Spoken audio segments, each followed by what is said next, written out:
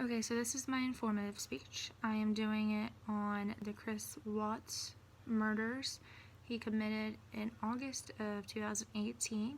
If anybody watched the news, you would probably have caught it. I actually caught it on Facebook because I don't have cable at home. But, so in August 13th, 2018, Chris Watts killed his family. That includes his very pregnant wife and his 2 young daughters. Chris did this for one of the oldest reasons in the book, for a love affair. He had another girl he wanted, and unfortunately, he didn't think divorce or just, uprooting would have been a better option. He thought killing them would be a good way to get out of it. So, not only did he kill his family, what he did with their bodies was absolutely downright disgusting and gruesome. Chris cut up the wife, Shannon, and then he put her in a trash bag and took the daughters and buried them. The wife was buried, the daughters were put in oil tanks that carry the oil for the pipeline, where he worked, so it was easy access for the police to find. This man, in my words, is a monster. I watch crime shows all the time, and this is just one of the cases that just disgust me, because how can you do that to your own family?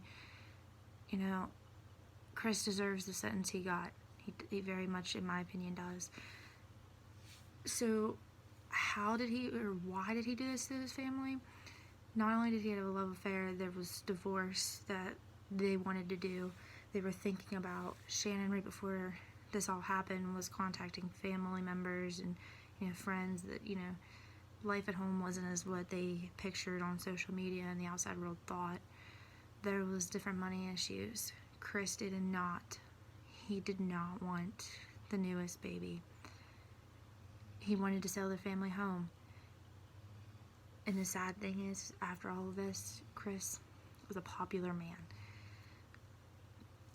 So to the outside world, nobody would have expected this. Chris and Shannon had this, beautiful marriage, beautiful family, beautiful house. Everything seemed perfect.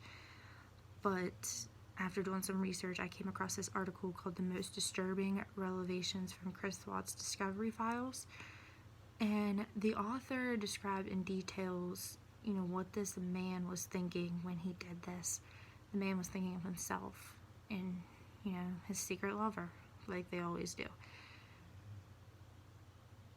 It was just disturbing how you can only think of yourself.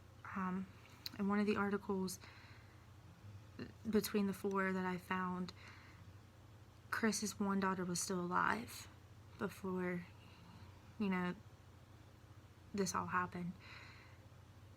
She watched him kill not only her mother, but her sister, and begged for her life, and Chris still brutally murdered her. Like, your own daughter's begging. That shouldn't be, I don't know. Why? Monster.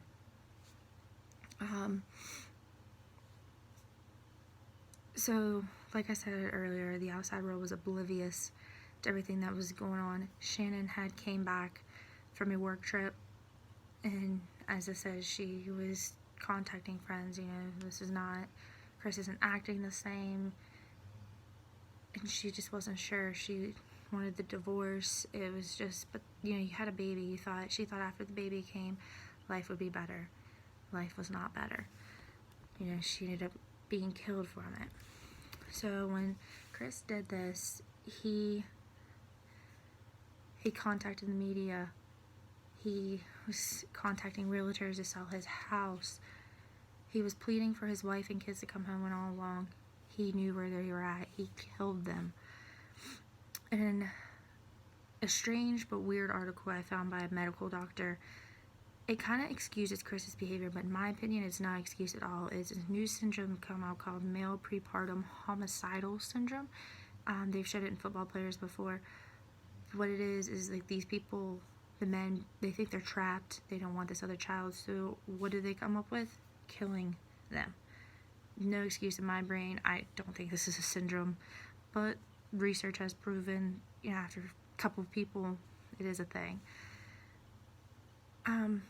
So even though Chris confessed to his crimes and killed his family, he's still very, very much in the public eye. He gets letters from people all the time, like beyond something I could think of.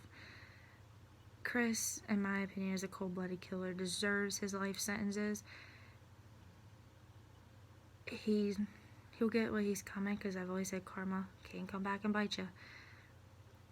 I just really hope people who are ever in this type of situation, they get out before something like this happens. It's just a terrible thing.